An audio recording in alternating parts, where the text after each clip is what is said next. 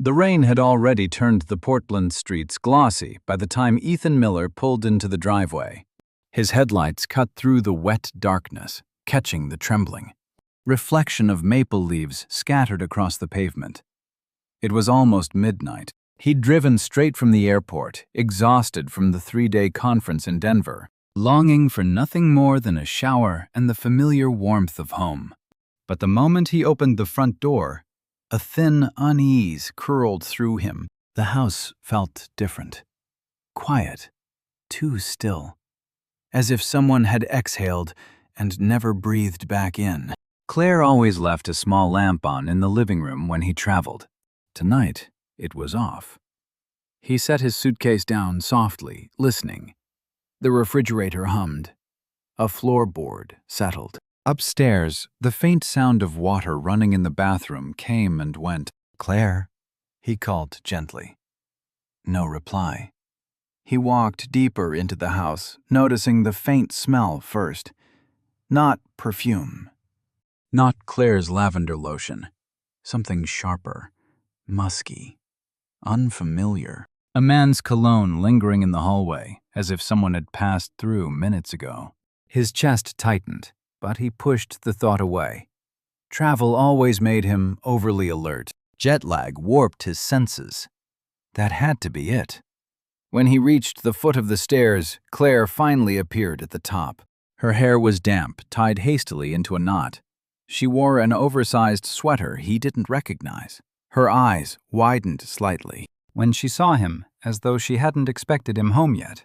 "Ethan," she breathed. "You're early." He tried to smile. "Got an earlier flight. Thought I'd surprise you."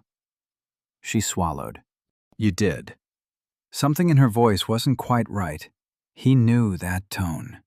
Thin, cautious, like she was measuring each word. "Everything okay?" he asked. She nodded too quickly. "Yeah, just long day. I wasn't expecting. Give me a minute." "Okay."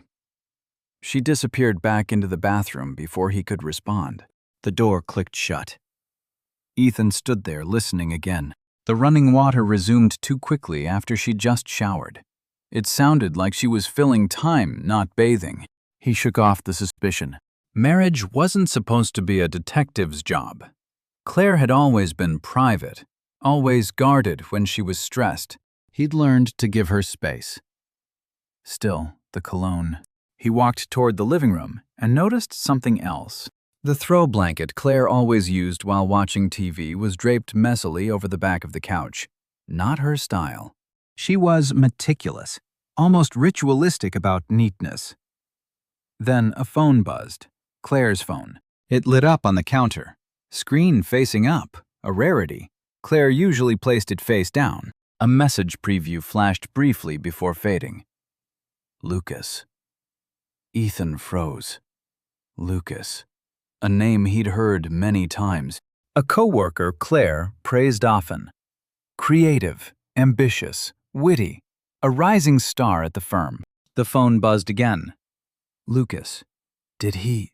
Claire emerged suddenly from the staircase landing. Ethan stepped away from the counter instinctively, but she had already seen the direction of his gaze. Her voice cracked slightly. "Please don't read anything. It's work stuff." "I didn't read anything," he said quietly, though the name echoed in his mind. She offered a smile that didn't reach her eyes. "Let's not do this tonight. You're tired." She leaned in to kiss him, her lips soft but cool. A kiss meant to distract. "Let me just clean up a bit," she whispered. "From what?" he asked. She froze just long enough for him to see the panic flicker across her expression. Then she recovered. "From the shower." I rushed, but he had been married to her for nearly 8 years. He knew the difference between embarrassment and fear. The rain outside intensified, rattling softly against the windows. In the silence that followed, something inside Ethan shifted. An awareness, a sense of standing at the edge of a cliff he didn't know he'd been approaching. He watched Claire's hands. They trembled slightly as she tucked a strand of hair behind her ear. Not from cold, from nerves. "I missed you," Ethan said. his voice steady but softer. Her eyes glistened. Not with warmth. Something else. Something heavier. I missed you too. A half-truth wrapped in a whole sadness. He moved past her, heading upstairs. Claire's breath caught, barely audible, but real. As he reached the top, he glanced back down. Claire stood motionless at the bottom step, fingers clutching the railing, eyes filled with the kind of fear that wasn't about being caught, but about what might come next. He didn't know the details yet, didn't know the depth of what she was hiding, but Ethan sensed the truth waiting just below the surface. The house wasn't still because it was empty. It was still because something had happened in it. Something Claire wasn't ready to say, and something Ethan was finally ready to see. In the early years, their marriage had felt like a quiet promise carved into the world. Ethan and Claire had met when they were both at 27, young enough to still believe in luck, old enough to recognize something real when it appeared. Portland had been warmer then, or maybe it was just the glow of beginnings. They lived in a small apartment overlooking the Willamette River, where mornings smelled like coffee and rain, and nights were spent on thrift store couches, talking about the shape of their future. Claire used to dream aloud. She wanted to lead her own marketing team someday. Create campaigns that felt alive, that made people believe in something. Ethan had simpler wants. A home that felt steady. A marriage built on the kind of honesty he'd grown up watching in his parents. He would listen to Claire's visions with a fondness that softened every hard edge in him. They were different, but in ways that complemented each other. Claire brought color. Ethan brought calm. Claire pushed forward. Ethan held steady. But life in their 30s unfolded in ways neither of them anticipated. After 4 years of marriage, Claire's promotion arrived. First to brand strategist, then to senior manager. The company was fast-paced, competitive, and relentlessly image-driven. Every campaign, every meeting, every launch demanded more hours, more energy, more performance. Claire met designers, photographers, influencers, people who lived on curated brightness, who spoke in bold statements and liked the thrill of being noticed. She thrived. At first, Ethan was proud of her. He celebrated her late nights, her exhausted sighs, her successes. He cooked dinner when she came home at 10 o'clock. He listened when she vented about office politics. He told her she deserved every piece of recognition she received.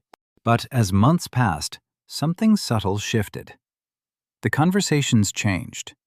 Claire talked less about ideas and more about impressions. How many likes and how many comments her personal post generated, who had praised her outfit that day, what the team thought of her leadership style. She began tracking online engagement like it was oxygen. Somewhere in the middle of all that noise, Claire started feeling like reality wasn't enough unless it was validated publicly. Ethan, meanwhile, remained grounded in routines. His architectural blueprints, his problem-solving projects, his belief that meaning didn't need an audience. For a long time, they lived beside each other instead of with each other. Not out of malice, but out of exhaustion. Claire would walk into their home, still half-connected to work. Screen in hand, group chats pinging, Slack messages lighting up. Ethan would ask about her day, but she'd be scrolling. When he described his latest project, she'd nod absently, her mind elsewhere. They still loved each other, but the marriage had begun drifting quietly, gradually, on 2 separate currents. Friends noticed before they did. "You two always seem so busy," one of them had said at a dinner party. "We're fine." Claire had replied too quickly, too brightly. Ethan had reached for her hand under the table. She squeezed back, but the pressure felt practiced, not intimate. By their 7th year of marriage, the cracks were thin but undeniable. Arguments rarely exploded. They dissolved. Ethan would ask why Claire came home so late, and she'd answer distractedly, "It's the job. Ethan, you know how it is." He knew, but he also sensed that the job was no longer the only reason. Her firm had begun hosting creative networking nights, glossy gatherings with dim lights, fast drinks, and people who thrived on attention. Claire came home glowing after those nights, energized in a way that didn't resemble her anymore. Still, Ethan trusted her. That was the kind of man he was. He believed commitment meant assuming the best in the person you chose. But Claire had begun living in a world where attention was currency and validation felt intoxicating. The shift became clearer when the firm restructured and brought in Lucas Bennett. Lucas was everything Claire's world admired. Sharp jawline, tailored suits, an instinctive magnetism that made rooms tilt toward him. He was known for bold pitches, late-night creativity, and a way of making people feel seen, especially women who felt invisible in their own lives. Ethan had heard the name long before he met the man. Claire talked about Lucas often, first with admiration, then with excitement, then with something Ethan couldn't quite name. The tone was different, effortlessly bright, almost youthful. "He really understands the psychology behind audiences," she once said. "He pushes me to be better." Ethan had nodded. Good. Growth is good. But something in his voice had betrayed him. Not suspicion, not jealousy. Just a faint ache of watching someone he loved drift toward a place he couldn't follow. Then the travel began. Team trips, weekend retreats, out-of-town launches. Claire insisted they were necessary. That everyone attended. That she couldn't fall behind. Ethan believed her, or tried to. But distance built upon distance. Nights when Ethan sat alone at their dining table became common. He'd text her to ask when she'd be home, and she'd answer hours later, apologizing with tired emojis that felt strangely hollow. The first real warning sign had come 6 months before the night Ethan smelled cologne in their hallway. It was small, so small that a different man might have dismissed it completely. Claire had started curating her outfits more deliberately before work. Clothes she'd never worn around him, bolder makeup, perfumes he hadn't smelled on her before. She told him she wanted to look the part of a leader. It made sense, but the way she checked her reflection twice, the way she adjusted her neckline carefully before stepping out the door, those were the details Ethan never forgot. The drift wasn't dramatic. It was quiet, steady, like erosion, one grain at a time. Worn down by ambition, exhaustion, and the hunger for something beyond the life she had. Ethan tried to hold them together. Weekend trips she canceled last minute. Marriage counseling she said they didn't need. Date nights she postponed because the team needs me tonight. He accepted too much, too kindly, believing love always circled back. But Claire had entered a world where circling back felt optional, where validation came quick and easy, where attention filled voids instantly, where someone like Lucas could say a few charming lines and make her feel alive again. By the time Ethan finally sensed the full truth, the drift was no longer subtle. It had become a chasm, and he was standing on one side of it, calling her name while she stood on the other, facing the glow of a world that had already chosen her. The shift didn't arrive with thunder. It arrived with silence, a different tone in Claire's voice, a pause too long before answering a simple question. Ethan felt it first in the small moments, those barely there changes that only someone deeply in love would notice.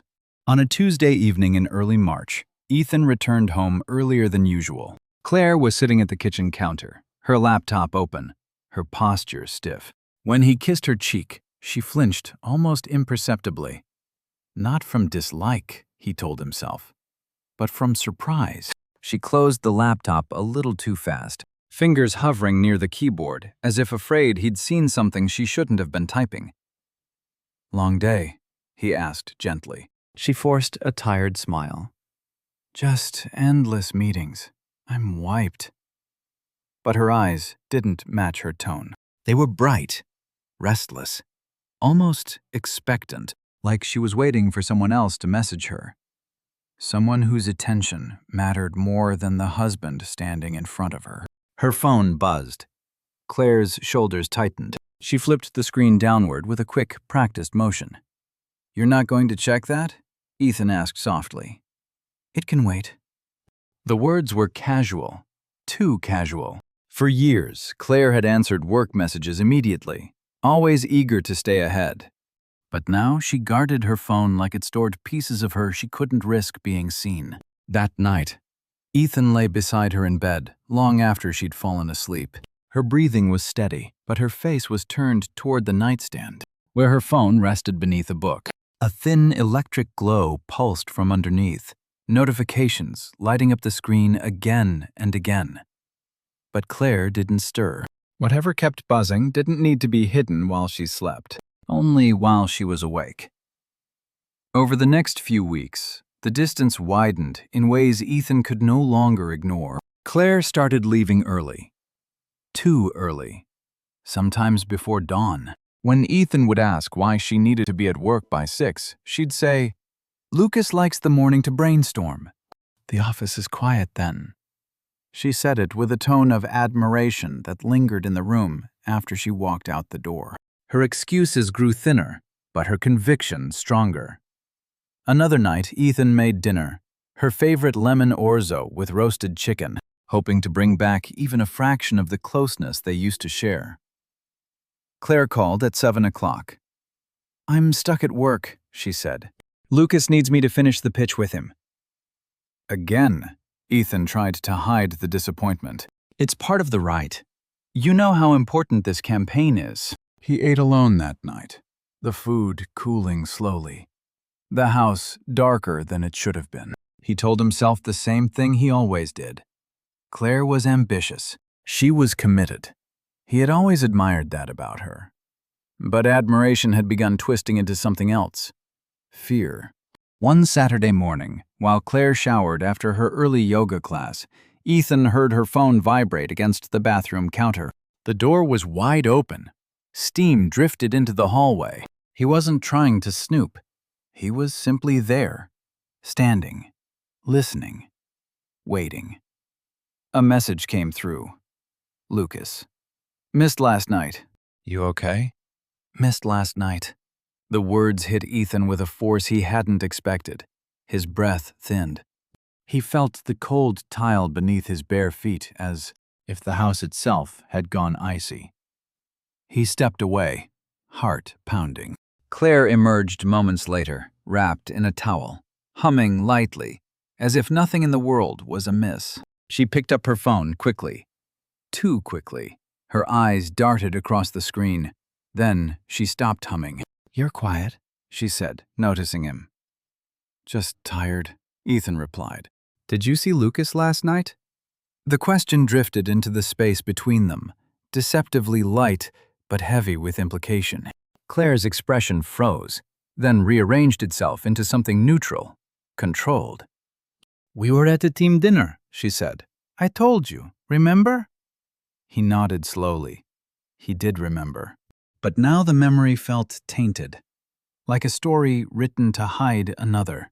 "Why did something happen?" she added, her tone shifting, the defensive edge too quick, too sharp. "No, just asking." She stared at him a moment longer, eyes searching his face, as if trying to read what he knew or didn't know. Then she turned away, muttering something about her hair still being damp. The rest of the day passed like two shadows moving through the same rooms, but never touching. Ethan found himself watching Claire in ways he never had before. He noticed how she checked to reflection more often, how she angled herself toward natural light when taking photos for her social media. He noticed the new perfume, subtle yet seductive, something he'd never smelled on her skin in all their years together. He noticed the way she smiled down at her phone, soft, private, the kind of smile someone reserves for moments that matter. He wondered how long it had been since she'd smiled like that at him. One evening, Claire got ready for another. She wore a fitted blouse, her hair styled with more care than usual. Ethan watched quietly from the doorway.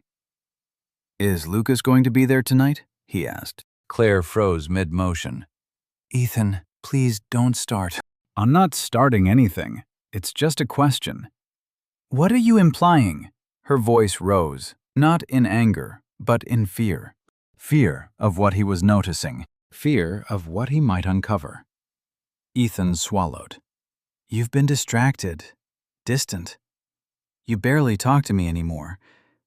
I don't know how to reach you." "That's not fair," Claire whispered, her expression cracking. "Work is stressful, you know that. Why are you turning this into something it isn't?" But the truth was right there, shimmering between them. The truth was in the late nights, the guarded phone, the way Claire mentioned Lucas with a light in her eyes she no longer had for Ethan. He didn't press further. Ethan wasn't a man who shouted or demanded. He carried pain quietly, letting it settle beneath his ribs where no one could see it. But it didn't stay quiet. Not anymore. Because as he watched Claire walk out the door that night, with perfume lingering in her body and her phone buzzing in her hand, Ethan realized that his intuition was no longer whispering. It was screaming. And denial could no longer drown it out. It happened on a Thursday, an ordinary day dressed like any other. Except that ordinary days have a cruel way of carrying extraordinary truths. Ethan wasn't looking for anything. He never had. Despite the silences, the late nights, the mounting suspicion, he still believed in giving Claire the space she claimed she needed. Love to him had always meant trust woven into every corner of a life built together. But trust has a sound when it breaks. Quiet, brittle, unmistakable. Claire had rushed out that morning, leaving her work bag by the dining table. She'd forgotten her charger. A small detail she texted him about around noon. "Can you drop it off later?" she wrote. She added a heart emoji, one that felt strangely mechanical. Essendon agreed, but a meeting kept him from visiting her office. When he returned home that evening, the apartment felt strangely still. The early sunset cast faint orange light across the hardwood floor. Her work bag sat untouched, exactly where she'd left it. He reached for it, only to slip the charger inside. But when he opened the zipper, a folded set of papers caught his eye. At first, he told himself not to look. He wasn't the kind of man who invaded privacy, not even now, not even with the ache of every unanswered question pressing against his ribs. But then he saw the corner of a receipt peeking out. A hotel. Ethan's breath stilled. He didn't pull it out immediately. Instead, he sat down in the nearest chair, staring at the bag as though touching it might solidify the thing he'd been trying so desperately not to name. Finally, with trembling hands, he unfolded the paper. The hotel was downtown, an upscale place known for rooftop lounges and dimly lit rooms meant for secrecy. The date was from 2 weeks ago, a night Claire had told him she was staying late for campaign revisions. But it wasn't the receipt alone that changed him. It was the name attached to the room. Lucas Bennett. His pulse dropped into a slow, heavy thud. The room number was listed beneath Lucas's information, and just below that, a handwritten note scribbled by the receptionist. Additional guest checked in at 9:47 p.m. Claire Monroe. Every word felt like a blade dragging across his chest. He placed the receipt on the table carefully, as if handling something fragile. Then noticed an envelope tucked beside it. Inside were printed emails, screen captures Claire must have forwarded to herself. Intimate, not explicit, but the kind of messages that carry emotional nakedness. Can't stop thinking about last night. You make everything feel dangerous in the best way. Tell me you don't feel it, too. And her replies, I shouldn't, but I do. I don't know how to stop this. He trusts me. Lucas. I feel guilty and alive. Ethan closed his eyes, but the words burned behind them. Alive. That was the one that hurt. as if life with him had been a slow suffocation. The front door opened. Claire stepped inside, exhausted, carrying the tension of someone who lived in two different worlds and was terrified of being discovered. She froze when she saw Ethan sitting at the table. Then her gaze followed his, landing on her open work bag. The papers spread before him. Her face went pale. "Ethan," she whispered, voice cracking on the second syllable. "Please, just let me explain." But there was nothing left to explain. Everything that needed to be said was already on the table. He didn't raise his voice.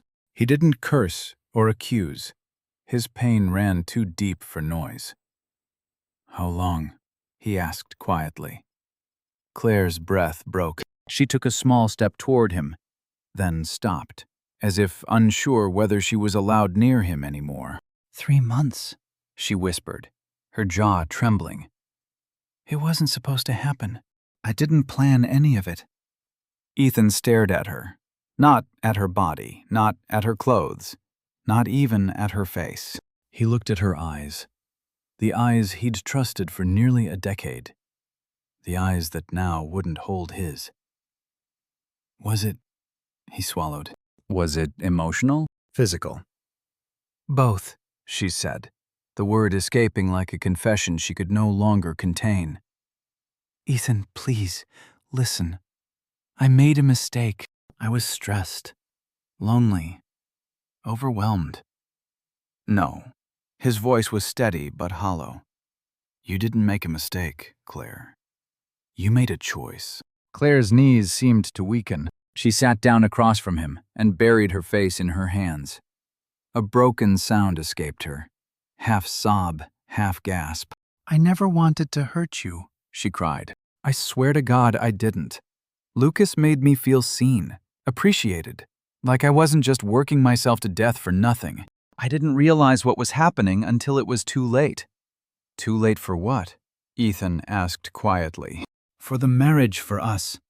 She shook her head, tears streaking her cheeks. "No, Ethan, please. You're my husband. You're the one I chose first. I don't want to lose you." He didn't respond immediately. The room felt too small, the air too thin. Ethan stared at the hotel receipt again, trying to understand how truth could fit on such a small piece of paper. Claire reached out, but he pulled his hand back instinctively, a reflex she noticed instantly. Her sob deepened. "Please, don't pull away from me," she whispered. "I'm so sorry. I'm so sorry." But sorry couldn't rebuild trust. Sorry couldn't erase hotel room walls, or dim lights, or the way she wrote that she felt alive with another man. Ethan stood slowly. Claire rose too, reaching for him. "Ethan, please, can you forgive me?" He looked at her, and something inside him collapsed. Years of devotion folding inward. His voice was barely audible when he finally spoke. "You want forgiveness," he said quietly, as if this was an accident. "But Claire, you didn't slip. You walked." Her tears fell harder. "You didn't make a mistake," Ethan whispered, stepping back as her world crumbled. "You made a choice." And for the first time since the drift began, it wasn't Ethan who felt distant. It was Claire, left standing alone in the ruins of something she thought she could mend with an apology. The house is silent. Too silent. The kind of silence that doesn't come, but presses down like a weight. Claire stands in the living room, hands trembling, mascara smudged from hours of crying. Ethan enters slowly, the hotel receipt and printed messages resting on the table between them like evidence at a crime scene. He doesn't yell. He doesn't break anything. He doesn't collapse. That almost frightens Claire more. She tries to reach for him, her voice cracking. "Ethan, please, I told you it didn't mean anything. I was overwhelmed. Lucas was just there. I wasn't thinking." Her excuses feel rehearsed, thin, practiced, like lines from a script she never thought she'd have to perform in real life. Ethan looks at her, eyes hollow yet sharp, You weren't thinking... His voice is gentle, but there's steel underneath. Claire, these messages span weeks. The hotel wasn't an accident. You made plans. You followed through. She shakes her head violently, as if denying it might rewrite the past. No, you don't understand. I was stressed. Work was crazy. Lucas kept flattering me, and I just slipped. I never wanted to hurt you. Ethan closes his eyes. Something in him breaks, quietly, cleanly, like a thread finally snapping. When he opens them again, the softness is gone. He steps closer, stopping just a breath away from her. Claire freezes, bracing herself for anger. But instead, Ethan speaks in a tone so calm it shakes her more than shouting ever could. You didn't make a mistake, he whispers. You made a choice. The words hit her like a physical blow. His gaze stays steady. Unusually steady for a man whose world just collapsed. A mistake is forgetting an anniversary, he continues. A mistake is saying something careless in a fight. But planning, lying, hiding, that's not a mistake. Claire, that's a decision. Claire's lips tremble. Ethan, please, don't say it like that. But he doesn't stop. You chose him, he says, again and again. Every message, every night you lied about staying late. Every time you looked me in the eye and told me you loved me, her knees weaken. I didn't love him, she protests between sobs. Maybe not, but you didn't love us enough to stop. The room feels colder. Claire feels smaller. Ethan steps back, as if something inside him has settled. Painful, but final. Claire reaches for him, but he gently moves her hand away. For the first time, she senses the shift, the irreversible turn in the story, the moment where consequences arrive. Quiet, but undeniable. And Ethan, the man who once adored her without question, now looks at her like someone he no longer recognizes. The climax isn't loud. It isn't violent. It's the quiet realization that something precious has died, and neither of them can bring it back.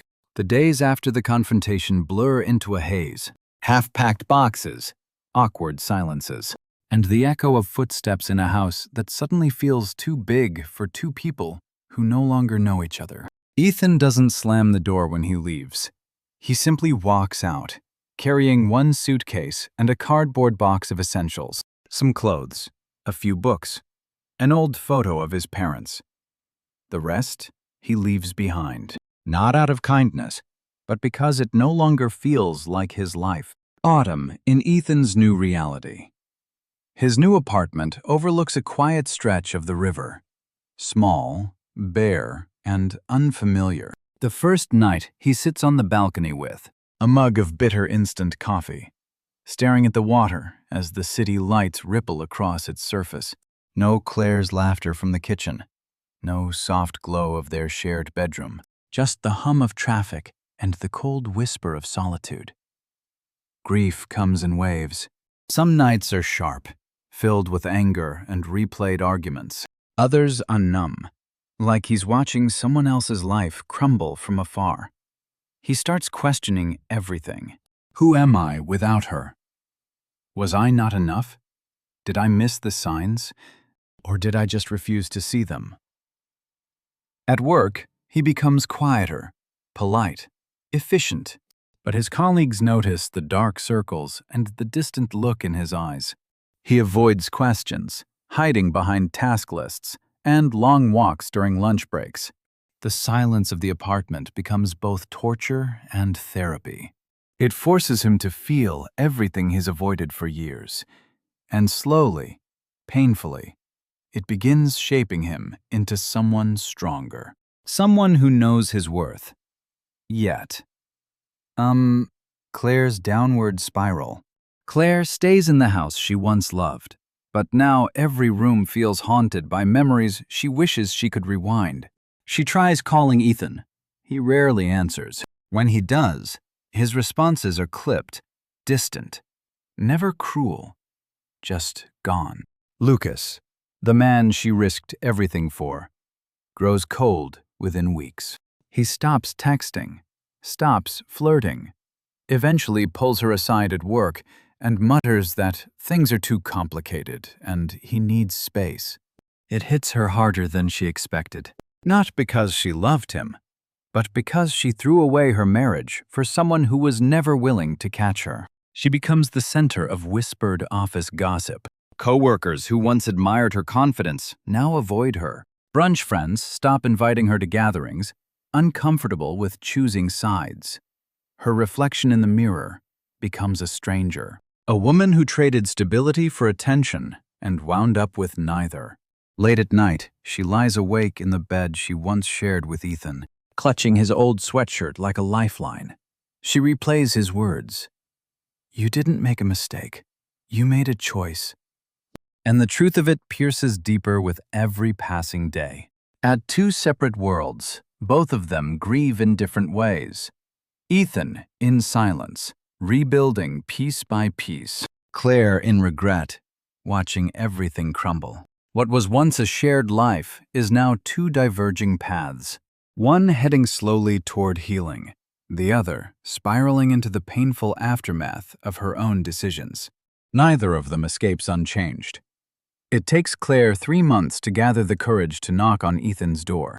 The hallway of his apartment building smells faintly of old carpet and river air, a stark contrast to the polished hardwood and citrus candles of their former home. She stands there trembling, clutching her coat with white knuckles, rehearsing words she knows will crumble the moment she sees him.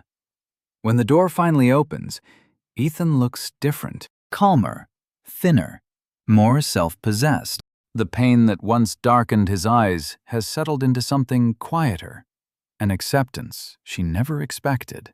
And somehow, that hurts her more than the anger she once feared. "Ethan," her voice breaks.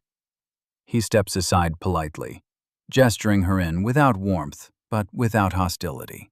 Inside the apartment is simple. Clean lines, soft lighting, books stacked neatly on the coffee table. It's a space built for peace, not for chaos.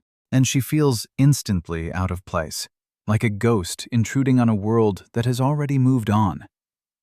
They sit across from each other. A chasm of months sits between them. Claire tries to speak, but her throat tightens. She presses a trembling hand to her chest. "I should have said this sooner, but I was ashamed and scared. I didn't want to admit how much I destroyed." Ethan waits quietly. He doesn't rush her. That alone brings tears to her eyes. "I didn't just cheat," she says finally. "I chose attention over love. I chose validation over loyalty. I chose the version of myself that was addicted to being wanted." She wipes her cheeks with shaking fingers. "Lucas didn't care about me. Not really. I knew that even then. I just didn't want to feel invisible anymore." Her confession spills like a dam breaking. The night she lied, the guilt she hid, the moment she wished he would confront her so she could stop running. She admits she missed him every day, that she misses the life they built, that she misses the version of herself she used to be when she was still worthy of his trust. "I'm not here to justify anything," she whispers. "I'm here to ask for forgiveness, for a chance to fix what I broke, to try again, if there's even the smallest part of you that wants us." Ethan looks at her steadily. No hatred, no bitterness, just clarity. The kind born only from months of quiet healing. "Claire," he says gently, "I'm not angry anymore." Her breath stutters. For a moment, hope flickers. "But I'm not the same man I was, and you're not the same woman." She shakes her head rapidly, tears spilling. "I can change. I can do better. Just let me try." He leans back slightly, exhaling a long, measured breath. "I believe you regret it," he says. "I believe you're sorry. But forgiveness doesn't always mean returning to what broke us." She looks gutted, like the floor has opened under her feet. He continues, voice low but unwavering. We were drowning long before the affair, the cheating. It wasn't the beginning, it was the end. Silence swells between them, heavy, irrevocable. Claire covers her face, sobbing into her hands. Ethan, please, I still love you. He doesn't look away. He doesn't flinch. But the finality in him is unmistakable. I loved you, he says softly, and maybe a part of me always will. But I'm not here to rebuild something that wasn't meant to last. When Claire finally lifts her eyes, she sees the truth she feared most. Ethan is no longer hers to lose. She already lost him the day she chose someone else. And now he stands before her, not vengeful, not broken, but free. Goodbye, Claire, he says quietly. Her tears fall onto his floor, marking the last place she will ever stand in his life. Ethan wakes before sunrise now, not because of anxiety or restless nights, but because the quiet morning has become his sanctuary. From his balcony, the river moves slowly beneath the pale light, carrying fragments of dawn across its surface, like a reminder that time, no matter how heavy, always moves forward. Meanwhile, healing doesn't arrive as a dramatic revelation. It comes in small, steady moments. Making coffee without the bitterness of memory. Choosing new books. Taking long evening walks through the city streets. Relearning the contours of his life without the shadow of betrayal. For the first time in years, the silence around him doesn't feel empty. It feels earned. At work, colleagues begin to notice the change. He smiles more, gentle, genuine smiles. He speaks with measured confidence, no longer shrinking under the weight of emotional exhaustion. When he looks in the mirror, he sees a man who survived something that could have shattered him, yet somehow found a deeper version of himself on the other side. He doesn't hate Claire. He doesn't wish her pain. He simply no longer carries her choices as a burden on his own shoulders. Forgiveness, he realizes, is not about absolving the past. It's about releasing the future. Months later, Ethan packs a small weekend bag and drives toward the coast. The ocean air is crisp, carrying the tang of salt and renewal.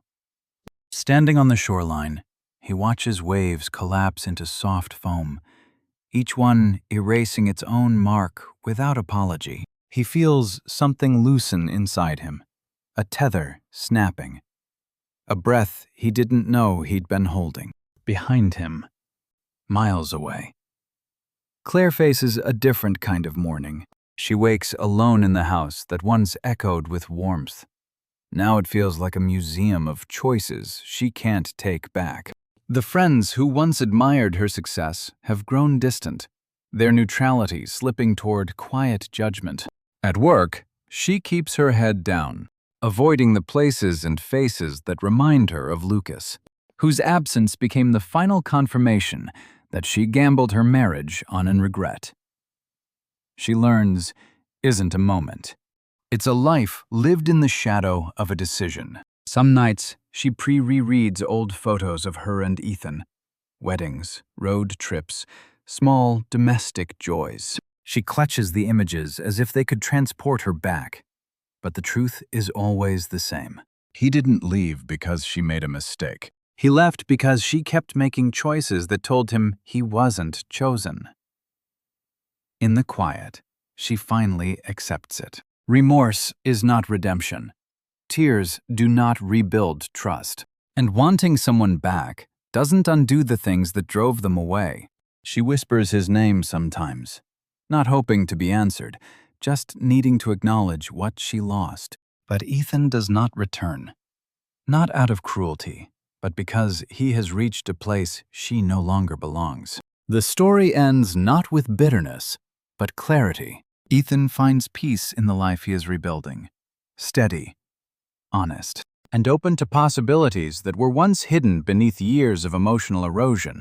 His journey is no longer defined by what was taken from him, but by what he has reclaimed: self-worth, stillness, and the quiet strength of choosing himself. Claire, left with the weight of her own decisions, carries the lesson forward, a reminder that love is not simply lost. Sometimes it is forfeited, and in separate worlds, under different skies. Both of them move on, one toward healing, the other toward reckoning, each living the consequences of the choices they made.